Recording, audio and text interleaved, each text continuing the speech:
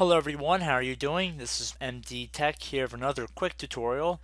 Today I'm going to be showing how to fix this error where when browsing in Firefox you get this display on the screen saying that you have asked Firefox to connect to this web page, but we can't confirm that your connection is secure. The most common fix to this issue would be to go over to our clock in the bottom right corner of our screen to see if the correct date and time is being displayed. If the time is correct and you're getting this error, I'm going to include a link in the description and an annotation on the screen right now. Go to that video if your date and time is correct.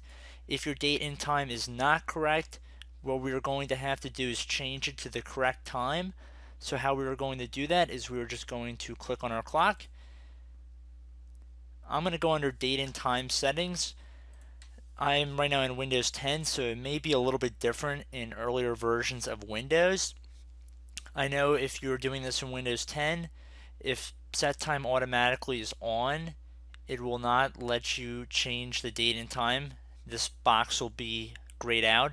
So in order to physically change the time, we have to click this little switch here, which will not set the time automatically, so we can manually change it. And we can see that by switching it to the automatically on position, it just reset the time to the correct date and time.